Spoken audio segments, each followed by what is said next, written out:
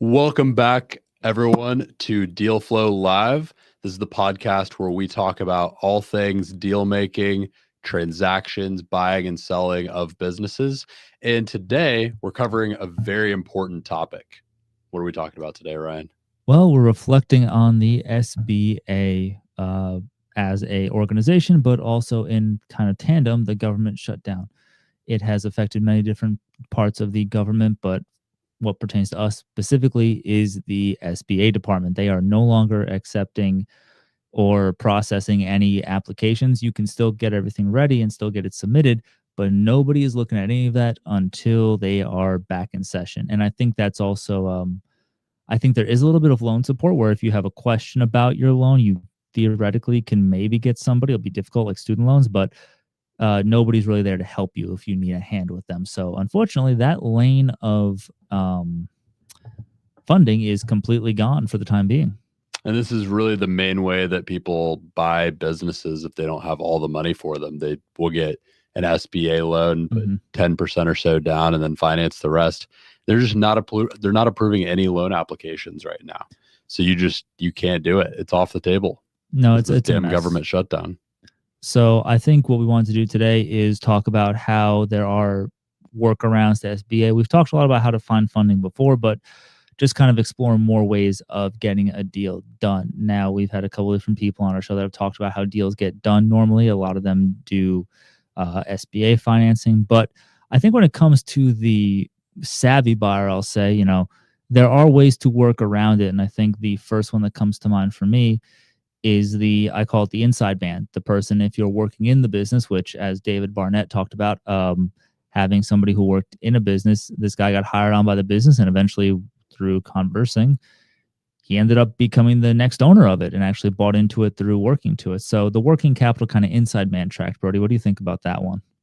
Yeah, I mean, I think that's a really great route right now because I think like the overarching theme that you're hitting at there and that David hit at, I think is you get better access to doing a business acquisition deal if you have a little bit of an inside track. And there are multiple ways to have an inside track. I think one of them is working in the business as an employee of it and kind of working your way up and eventually maybe when the time is right, having that ability.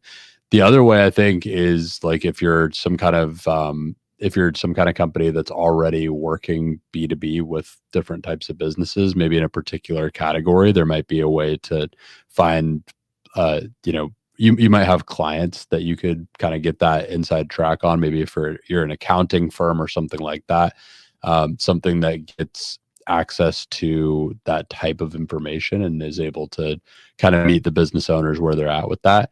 It's definitely part of like the strategy that we have. We'll sometimes work with a business for a while, and then if the time comes where there's an opportunity, then that's what we look to do. But I think it's a tough thing, this SBA thing. It's something that I think a lot of people were banking on, and there's a lot of like major internet gurus out there that are just always talking about, hey, you just buy a business with the SBA and do it from there, and that's how it goes. And it's just not an option. I think more gurus talk about zero money down and all this other stuff. I think SBA is kind of like one of those throwaway lines where it's kind of like your safety net or like the easy way, which as you've experienced and we've experienced, it is not easy, especially if, the person you're working with at the bank isn't as, let's just say, experienced in doing SBA because it's a very specific type of loan. So I think when it comes down to it right now, we're seeing a lot of people who are in the middle of transactions even that are having everything grind to a halt because the SBA is not going to fund it because it's not in right now. Please leave a message. So I guess if you were in the middle of a deal, Brody, let's just say you're buying a company for about, let's say the max, let's go $5 million. You got the SBA pre-approval, and on October 1st, the government shuts down. And, you're 4 weeks into due diligence. You're talking with the owner. How are you going to now go about this transaction kind of frozen in time? What are you saying to this owner, to the person that you're working with at this point?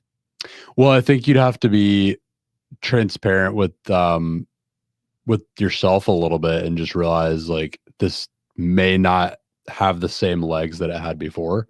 I think if you were working on a deal and it was structured based on SBA financing and now it's not an option, there's a decent likelihood that the deal just isn't going to work out and isn't going to be something that's smart to do. But there are other options too. I think one option is you could give up more of the equity you were going to have in the deal, and you can bring in investors that are going to bring cash to the table, and pool them together to buy that business. So that's an option. If the SBA isn't there, you might find investors that are willing to take that equity and find value in that. Another option is there are other conventional debt types or conventional loan types out there that banks will offer. I do think those are probably going to slow down as well with, SBA slowing down, because they kind of like mirror each other. But there might be other different types of loans out there that you could consider that just don't have as favorable of terms, and just try going with something like that. And then there's also the option of if this person is really trying to sell their business and they're trying to figure that out, there's also the option of some kind of seller financing. Like, you might have to look to something like that, and kind of like find something that works for you and the seller. Probably means you're going to have to put more cash down to buy it, but you might just have to work with something that's a fit with you and the seller. No, I think in these scenarios, we see a lot of this kind of figuring stuff out in the sense of finding another person to buy from, finding some common ground with the owner. The common thread that I see a lot with this is that you're using these situations where you have a good social currency, or there's a good rapport between you and the seller. There's a sort of a relationship that you would have to have built in your initial dealings with somebody. So how much of the transaction, let's say, would you consider to be based on the relationship? As I guess a better way to say this is, if you have a good rapport and good relationship with the seller beyond just a transactional one, where you're actually trying to understand what they want and get to know them a bit, and really try to make sure that you're hitting all the points of the business they want and all the kind of needs that they have, how much further do you think that's going to take you in a deal than somebody who's purely like, great, I have the money, let's just make this as 1, 2, 3 contracts and just speaking through brokers? How much further do you get than that guy does? Percentage wise, I think it's only going to be about 20, 30% of the whole thing. I think it's more about just having the early access than anything. I think whenever something gets to being represented by a broker, there's more people that need to get paid off of the deal, and they have their own interests, and they're not necessarily going to be aligned with yours. So there's less strategies that are on the table for the business. At the end of the day, there's just less. The seller financing is probably not going to be on the table, or having some portion of it. There's just far less flexibility in the process. So I think it's more about just being a little bit early to the table, right?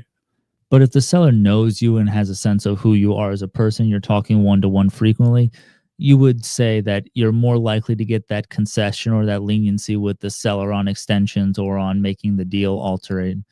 Assuming it's the right deal to begin with, though, you're saying that that sort of off-market one-to-one is going to get you further, that extra 20 to 30%, than say going through a traditional, like very impartial kind of broker, and then each person's represented, and you're basically almost talking through your representatives and almost rarely talking to the person who's owning it. Certainly.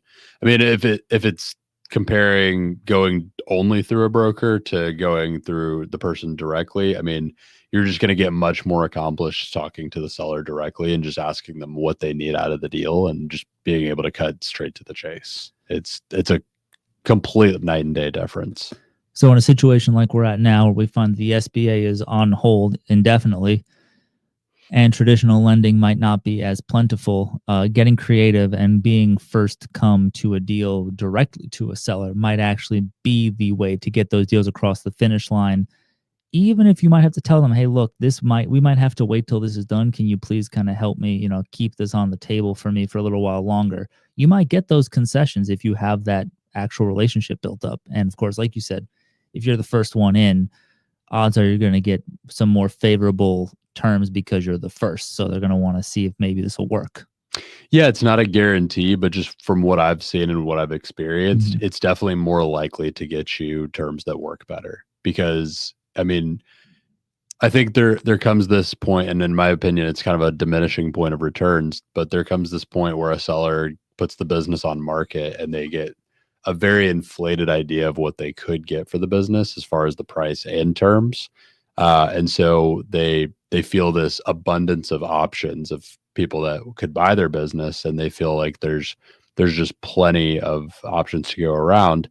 And so you're less likely for them to give you any kind of concession if they get to that point.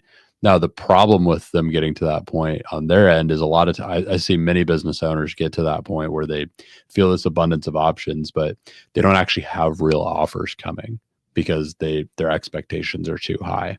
So I think a lot of times it's just better for the buyer and seller to talk directly. Sort of in that sense of, let me show you what I can do. Let me show you what the true market is from a buyer perspective, and you show them what the true idea is for a seller. We'll have those conversations to figure it out.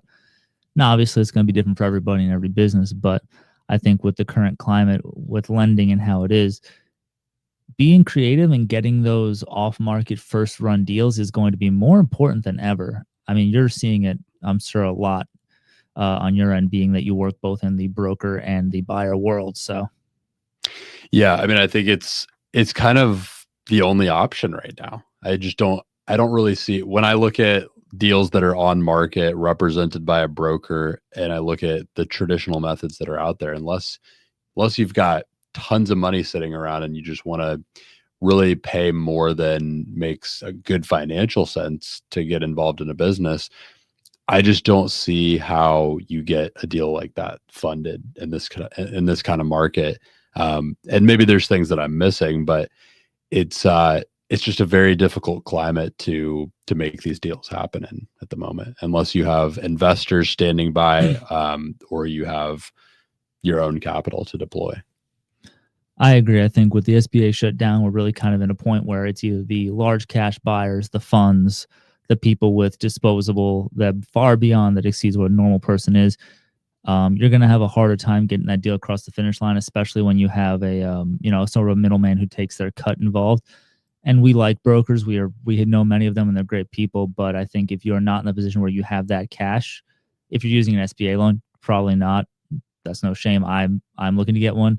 So I guess the takeaway for this episode is, number one, I don't think you should give up on those deals. But I think secondly, if you're being kind of kicked around and almost kicked out because the SBA freeze and the broker is not able to really get it across, you got to go guerrilla. You got to go with that guerrilla marketing, sending out those emails, just trying to find the edges where you can to kind of build it and go. And if you can work in the industry with the person, that's an in. That's your best in right now, I think, especially with the job numbers like they are too.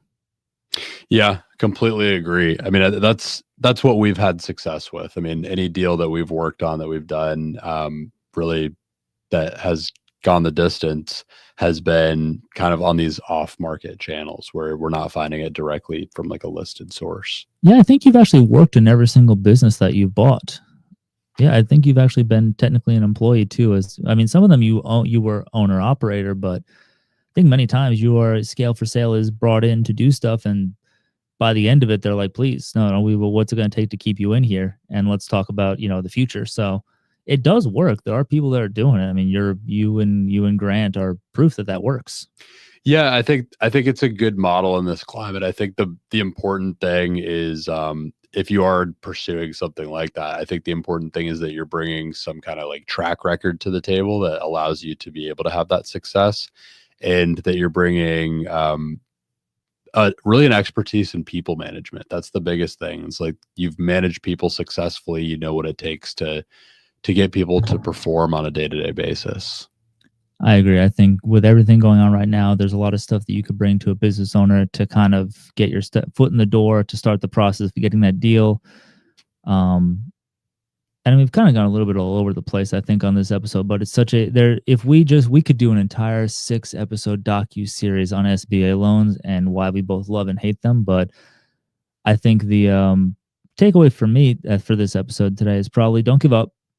There's this things will even out, but if you're in the middle of a deal and it feels like it's about to go south because the SBA is froze up, you can figure something out. Get that owner on the phone, or if you're an owner, if you're a seller, get that buyer on the phone and be like, "Hey, whoa, don't pull out just yet. Don't panic. We can figure something out." If you're really passionate, you think it's the right person on the buyer sell side, just figure it out. Get something moving, get creative. You will get your money, but you just kind of got to find some leniency. What do you think, Brody? Yeah, I mean, I think you're spot on there. The biggest thing I would say just in this climate is, if you've been attached to carrying out some kind of strategy with the SBA and you were very like single-mindedly focused on that, then I think this is the time to educate yourself on what other options there are out there and start making these relationships. Again, Ryan's been saying it the whole episode, but the networking and just getting in with these different types of business owners is going to be the thing that drives the needle forward here. I couldn't have said it better myself, Brody. So I guess to wrap this one up, where can they find you? You can find Ryan or I on LinkedIn. That's the best place to find us. And just send us a message on there and let us know what you learned from the episode, what your thoughts are on this whole government shutdown and what you should be doing. Maybe there's some kind of other capital source strategy that you have that you've thought of that you think could work in a climate like this. But find us there, message us, let us know what you want to cover, what us to cover on the next episode.